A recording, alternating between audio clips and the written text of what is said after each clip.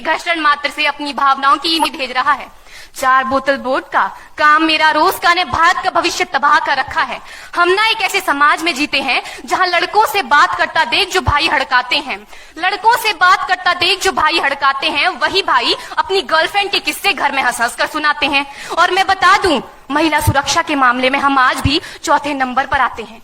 हम ना एक ऐसे समाज में जीते हैं जहां पत्थर की मूरत को लगते हैं 56 भोग और भूखे नंगे तड़पते सो जाते हैं लोग, भूखे नंगे तड़पते सो जाते हैं लोग। मजदूर को मजदूर समझिए, मजबूर नहीं। गरीब को काम दीजिए, दान नहीं। और अगर दान देने के इच्छुक हैं तो जीते जी रक्तदान दीजिए और मरने के बाद अंग दान देकर किसी मरते हुए को जीवन दान दीजिए। यही सच्ची देशभक्ति और यही सच्चा राष्ट्र प्रेम है।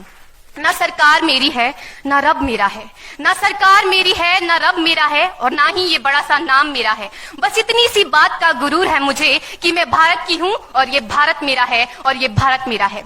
परंतु एक वैचारिक बीमारी हमारे समाज में मुझे नजर आती है। कहा जाता है हम दुनिया के सबसे बड़े लोकतंत्र हैं, जहां हिंदू पैदा होते हैं, मुस्लिम, सिख और ईसाई भी पैदा होते हैं, लेकिन बदकिस्मती है अब इंसान पैदा नहीं होते। और मेरे विचारों में ना हिंदू की जरूरत है ना मुसलमान की जरूरत है। राष्ट्र निर्माण के लिए केवल अच्छे इंसान की जरूरत है, केवल अच्छे इंसान की जरूरत है। जरा सोच कर देखिए, ये पेड़ पौधे और शाखाएं भी परेशान हो जाएं अगर परिंदे भी हिंदू और मुसलमान हो जाएं।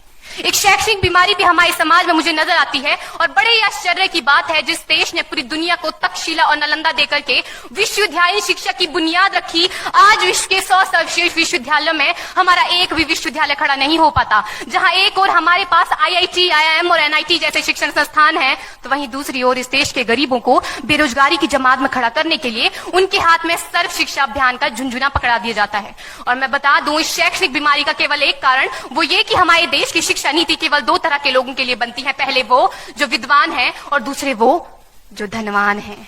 इसी तरह की कई गजब की बीमारियां हैं और इन बीमारियों की जो जड़ है ना, वो हमारा अंधविश्वास। और मेरे विचारों में जब तक इस देश का युवा अपनी सफलता के लिए मंदिरों में जा जाकर नारियल फोड़ फोड़ कर भगवान को रिश्वत लगाता रहेगा, हमारे समाज का शिक्षित वर्ग ही बिल्ली के रास्ता काटने पर खड़े हो जाना, अपने धर्म अपनी जाति को ऊंचा मानकर दूसरों के धर्म की अवहेलना करता रहेगा, तब तक ना तो इस देश से अंधविश्वास खत्म होगा और ना ही हमारा राष्ट्र निर्माण संभव होगा। हमारी संस्कृति, हमारी सभ्यता को दुनिया ने शीश नवाया है, तो क्यों आस्था के नाम पर हमने अंधविश्वास फैलाया है? मेरे विचारों में हमारा राष्ट्र निर्माण तब संभव होगा जब इस देश में महिलाओं की पूजा नहीं उनकी इज्जत की जाएगी। राष्ट्र निर्माण तब संभव होगा जब हम जातिगत आरक्षण नहीं बल्कि सामाजिक सशक्तिकरण पर बात करेंगे। राष्ट्र निर्माण तब संभव होगा जब स्वच्छता अभियान में केवल सरकार नहीं बल्कि सड़क पर चलने वाला हर एक नागरिक हाथ बंटाएगा, स्वच्छ भारत स्वस्थ भारत को दिल से अपनाएगा। असल मायने में हमारा राष्ट्र निर्माण तब संभव होगा जब एक गरीब बच्चा मध्याह्न भोजन के नहीं बल्कि ज्ञान अर्जन के लिए सरकारी स्कूल की चौखट पर कदम रखेगा। और हमारा राष्ट्र निर्माण तब तक संभव नहीं होगा जब तक एक नागरिक नैतिक रूप से सतीन, चारित्रिक रूप से भ्रष्ट, मानसिक रूप से दिवालिया, धार्मिक रूप से अंधा, राजनीतिक रूप से गंदा, स्वैच्छिक मान मूल्यों के आंकड़ों में जिन्न शिन्न पैपंदमयी अखंड भारत को खंड खंड करता रहेगा। तब तक हमारा राष्ट्र निर्माण संभव नहीं होगा। बड़ी बड़ी बातें नहीं, छोटी छोटी कोशिशें करनी होगी, क्योंकि ठोकर हमें पहाड़ से नहीं पत्थरों से लगा करती है।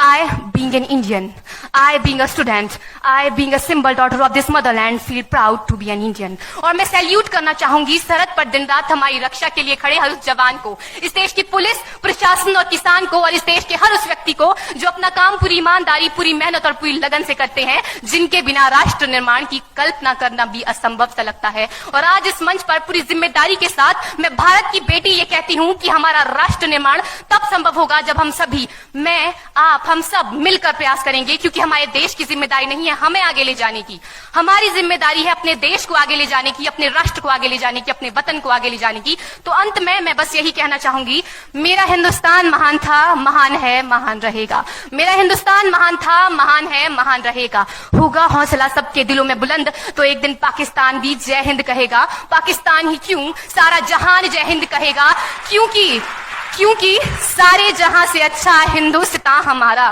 सारे जहां से अच्छा हिंदुस्तान हमारा, हम बुलबुले हैं इसकी, ये गुलिस्तान हमारा, ये गुलिस्तान हमारा। जय हिंद, वंदे मातरम।